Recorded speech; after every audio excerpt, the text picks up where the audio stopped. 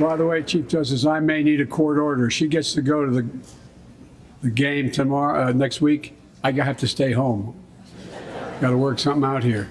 Members of the Cabinet, leaders of our military, Chief Justice, Associate Justice, and retired Justice of the Supreme Court, and to you, my fellow Americans. You know, I start tonight by congratulating the 118th Congress and the new Speaker of the House, Kevin McCarthy.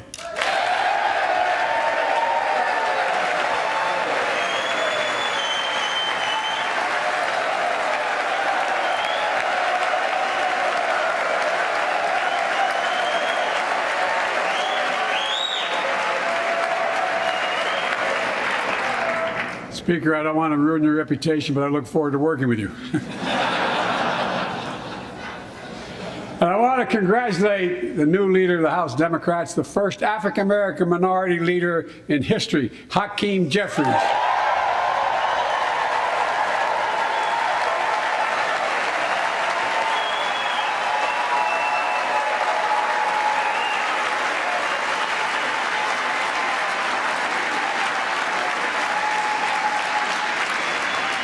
He won in spite of the fact I campaigned for him. Congratulations to the longest-serving leader in the history of the United States Senate, Mitch McConnell. Where are you, Mitch?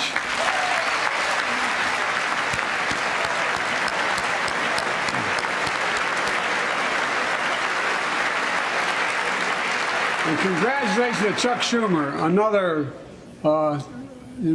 term as Senate Minority Leader. I think you.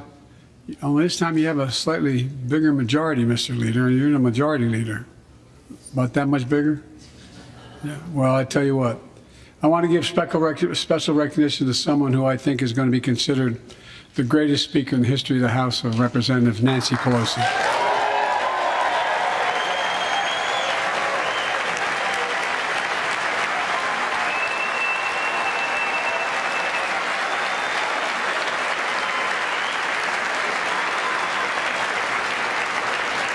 Folks, the story of America is a story of progress and resilience, of always moving forward, of never, ever giving up. It's a story unique among all nations. We're the only country that has emerged from every crisis we've ever entered stronger than we got into it. Look, folks, that's what we're doing again. 2 years ago, the economy was reeling. I stand here tonight after we've created, with the help of many people in this room, 12 million new jobs, more jobs created in 2 years than any president's created in 4 years, because of you all, because of the American people. 2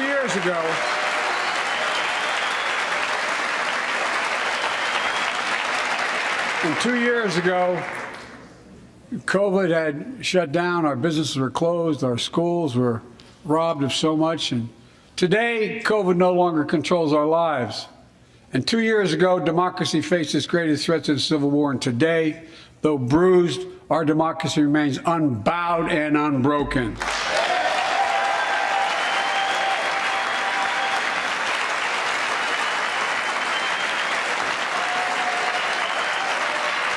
As we gather here tonight, we're writing the next chapter in the great American story, a story of progress and resilience.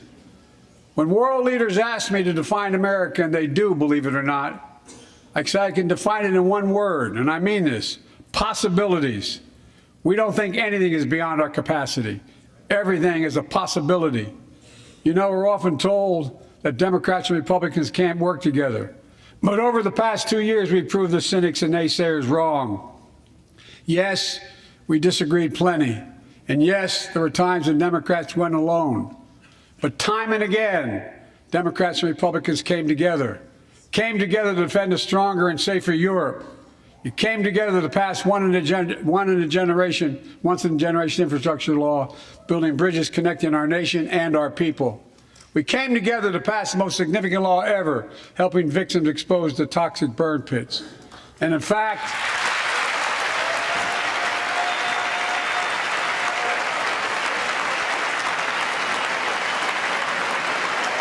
it was important.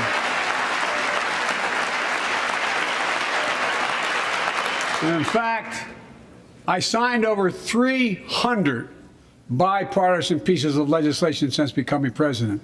From reauthorizing the Violence Against Women Act, to the Electoral Count Reform Act, the Respect for Marriage Act that protects the right to marry the person you love, and to my Republican friends, if we could work together the last Congress, there's no reason we can't work together and find consensus on important things in this Congress as well.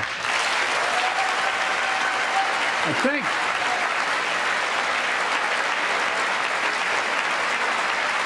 folks, you all are as formed as I am, but I think the people sent us a clear message. Fighting for the sake of fighting, power for the sake of power, conflict for the sake of conflict gets us nowhere. That's always been my vision of our country, and I know it's many of yours. To restore the soul of this nation, to rebuild the backbone of America, America's middle class, and to unite the country.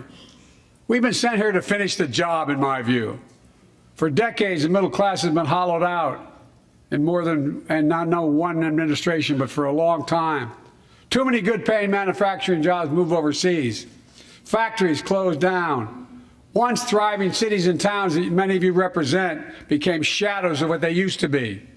Along the way, something else we lost: pride, our sense of self-worth. I ran for president to fundamentally change things, to make sure our economy works for everyone, so we can all feel that pride in what we do. To build an economy from the bottom up and the middle out, not from the top down. Because when the middle class does well, the poor have a ladder up, and the wealthy still do very well. We all do well.